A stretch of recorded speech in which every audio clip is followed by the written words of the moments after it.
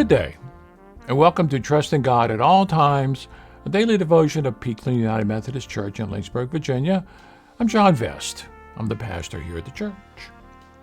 Do you have a friend or partner who can really speak truth to you? The unsuccessful person in business is often surrounded by what's called yes men, people who only say what the CEO wants to hear. I think the best political leaders, especially at the highest level of government, they have people who can speak truth even if it feels bad. The president represents all people and not just those who voted for him or her. So a good president must know how decisions affect as many people as possible. Tell me the truth. If you're fortunate, you do have a partner or two you can trust to speak truth to you. And by that, I don't mean giving us the little lie about our hair being out of place or our words being a bit too harsh. I mean that partner or friend who'll tell you, you really hurt my feelings just now.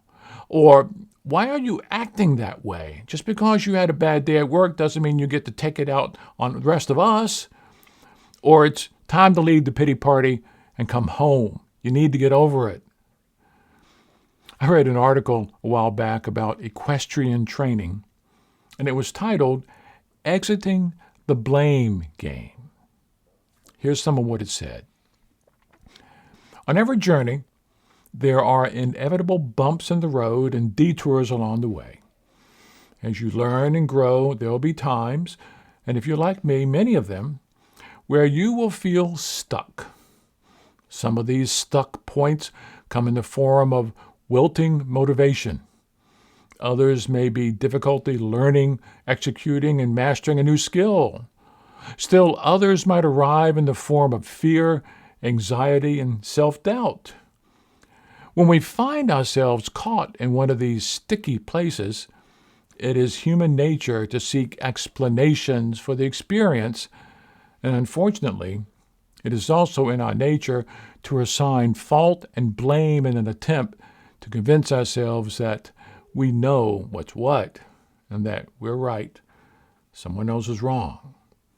While pointing fingers and assigning blame may temporarily comfort us with a sense of being right, it's irrelevant to the core issue, and it's always toxic to a relationship. This is true whether we are talking about our relationship to our horse, our instructor, our students, or ourselves. Blame channels criticism and anger and mires us in the muck of negativity. The single most important step in getting unstuck is to step off of the blame train. Ask yourself, do my reactions identify fault or increase understanding? Are my reactions grounded in defensiveness and excuses or in hopefulness and curiosity? Do my reactions support a sense of my being right or identify things that I can do to change the situation?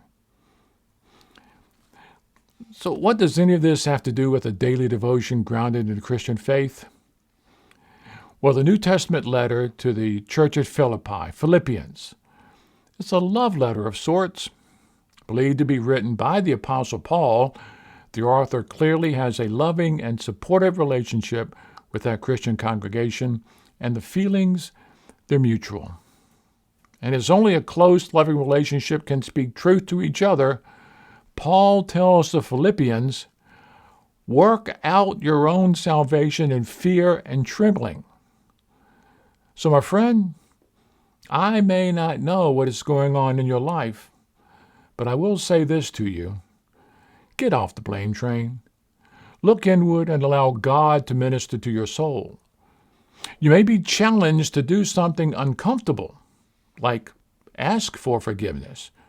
You might receive some clarity about your situation because every story does have two sides, and the most painful accusation always has a bit of truth buried somewhere inside of it. So get off the blame train and work out your own salvation in fear and trembling. So let it be. Amen. you.